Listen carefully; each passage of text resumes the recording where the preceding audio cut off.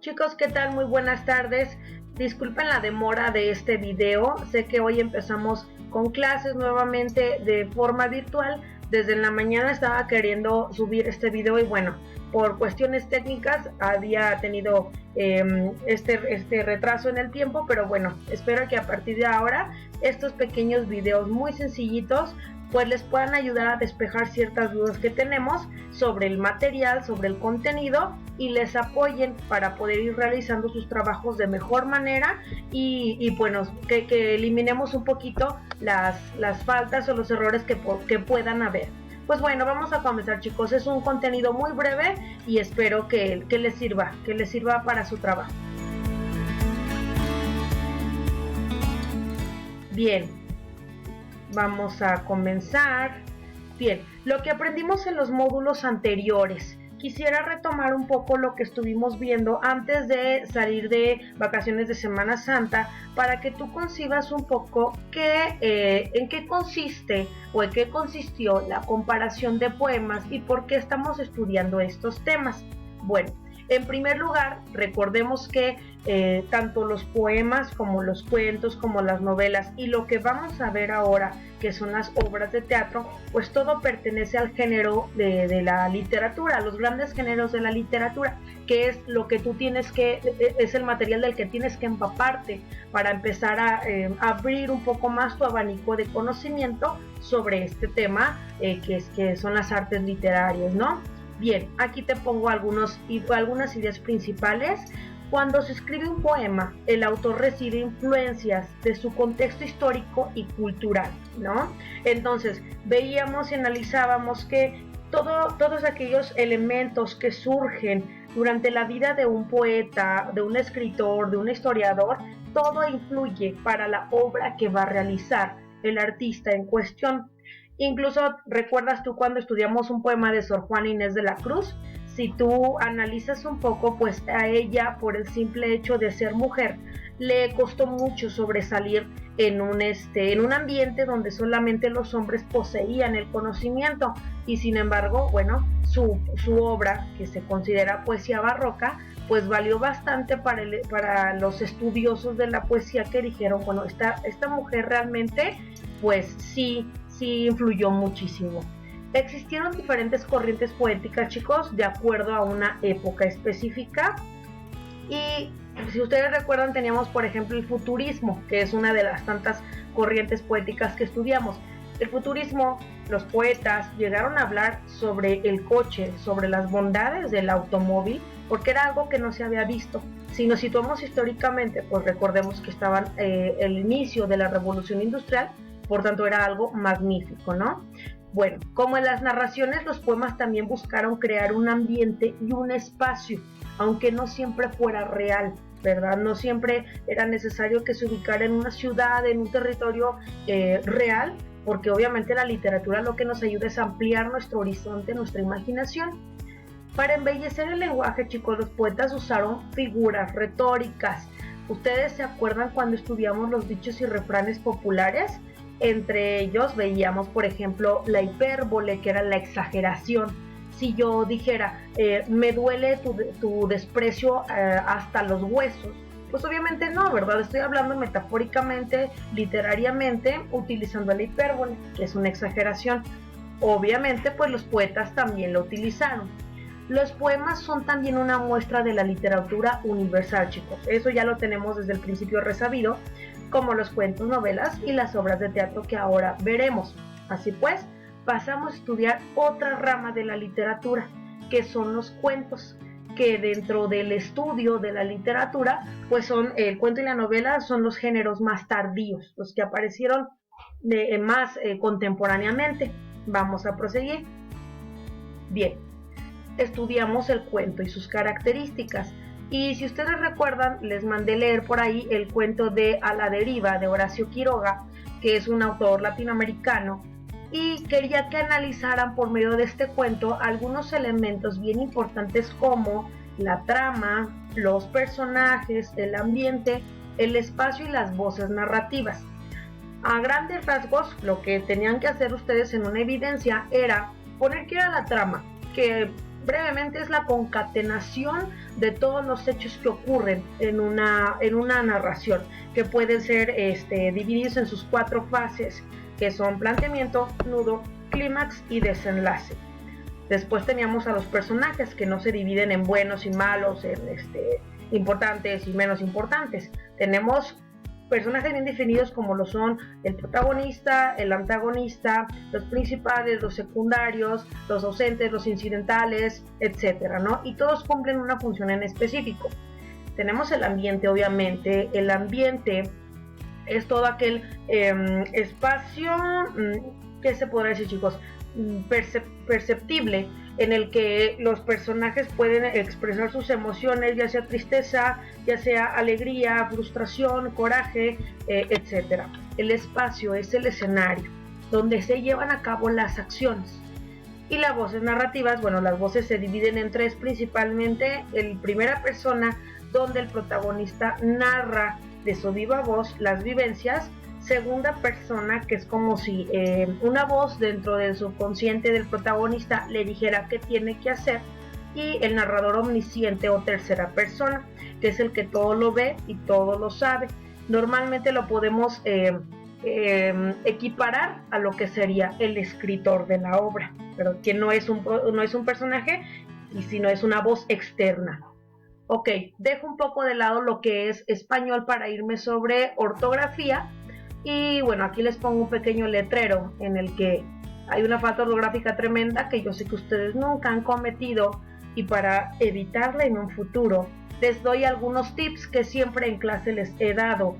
Los repasos constantes, chicos, aquellas reglas que les puedan estar costando trabajo, es indispensable que los repasen constantemente. En internet hay muchas aplicaciones en las que puedes tú jugar y comprobar en la misma página, así que no dejen de hacerlo. Lectura atenta. Para desarrollar tu memoria visual debes checar bien cuando estés leyendo cómo se escribe la palabra, y de esa forma tú cuando vuelvas a reproducir la palabra en un texto no te vas a equivocar porque ya la memorizaste visualmente. Juega basta y ahorcado con tu familia. Si no sabes las reglas, las puedes buscar fácilmente en internet, porque pues esto te va a ayudar a, de manera lúdica, a ampliar tu acervo de vocabulario y cultural también. Bien, ustedes estarán pensando, ok maestra, entonces ¿qué vamos a ver a continuación? Pues bueno, como ya les mencioné en el video primero, tú realizarás tus propios archivos de Word. Ya no los voy a mandar yo, por el motivo que les explicaba. Estaban teniendo muchos problemas en descargar el archivo origen que yo les mandaba. Entonces mejor ustedes lo hacen, ustedes lo adjuntan y ya no hay ningún problema de que se mezclen con el de los compañeros. Llamaremos a estos trabajos evidencias de trabajo o evidencias fotográficas, en caso de que te toque tomar una foto a trabajos en libro o libreta. Lee bien la guía que está adjunta en SESWeb y en Classroom para que sepas qué hay que hacer. Ahí están todas las instrucciones. Te adjuntaré también un archivo que se llama Anexo Español 1, ya está en Classroom. Ahí hay algunos detallitos que te van a ayudar para realizar tus actividades en tus archivos de Word. Bien. ¿Cuáles son las evidencias, chicos? Aquí te las pongo de manera resumida. Todo esto está en tu guía, en Classroom y en SESWeb. Descárgala, imprímela si tienes posibilidad y tiene desglosado pues todos los elementos que vas a tener que hacer. En la evidencia fotográfica número 1 tienes la sección Me Preparo. En los trabajos, en las evidencias de trabajos 1, 2 y 3, si te fijas vamos a estar hablando sobre el teatro. Tenemos otra evidencia fotográfica que son ejercicios del cuaderno de evidencias, y una evidencia más fotográfica que es un cuadro sinóptico en tu libreta. El cuaderno ortográfico, ese sí, yo te lo mandé para que lo descargues, lo respondas y me lo regreses por el mismo medio. Todos estos trabajos se suben el viernes 24 de abril. Puse una fecha límite de una hora límite, de las 3 de la tarde. Ojalá puedas administrarte para que hagas tus trabajos a tiempo.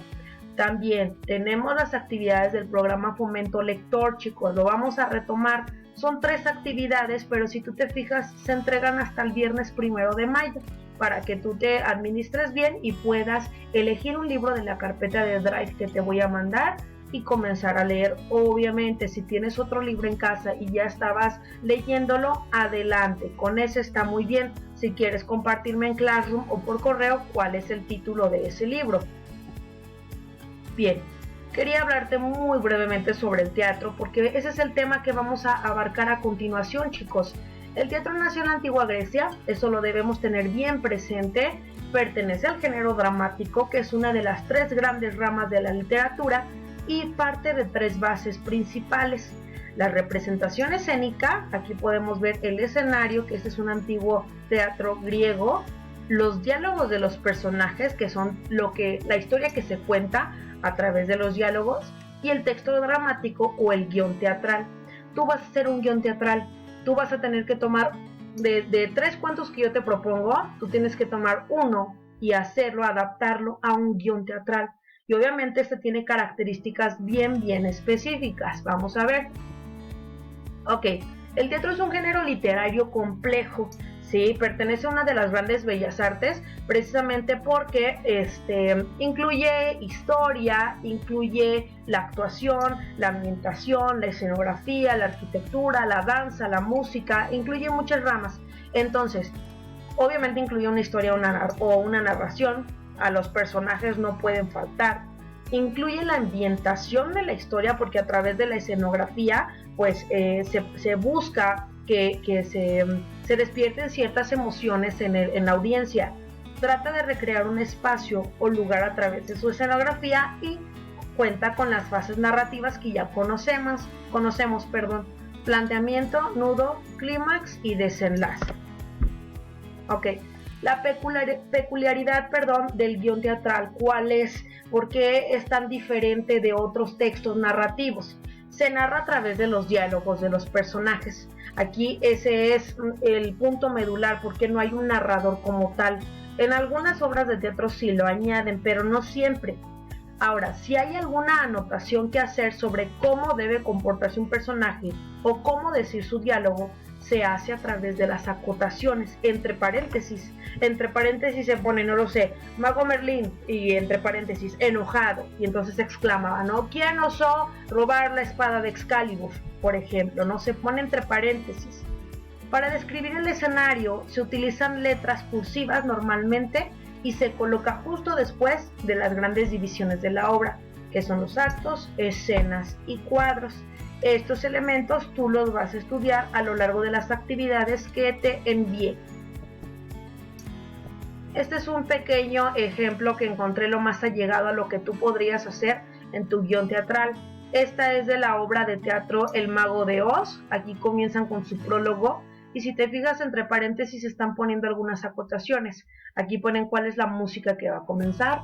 Se requiere que las luces estén encendidas, se abre lentamente el telón y aquí, si te fijas, están describiendo el escenario. Para comenzar con la voz en off, si te fijas, aquí está, a mí me gusta más cuando ponen en mayúsculas y luego 2 puntos para comenzar con el diálogo que va a decir uno de los personajes. La voz en off sería como el narrador, nada más que esta voz en off no aparece en escena, siempre está tras telones o tras bambalinas. Correcto, chicos. Sé que me eché muy rapidito esta sesión, que obviamente no se compara a las grandes sesiones, largas sesiones que tengo que darte en la escuela, pero espero que te hayan ayudado. Si tienes alguna duda, si te gustaría que tratara algún tema en específico, no duden en hacérmelo saber para seguir en contacto y aprendiendo. Mucha suerte, estamos trabajando. Adiós.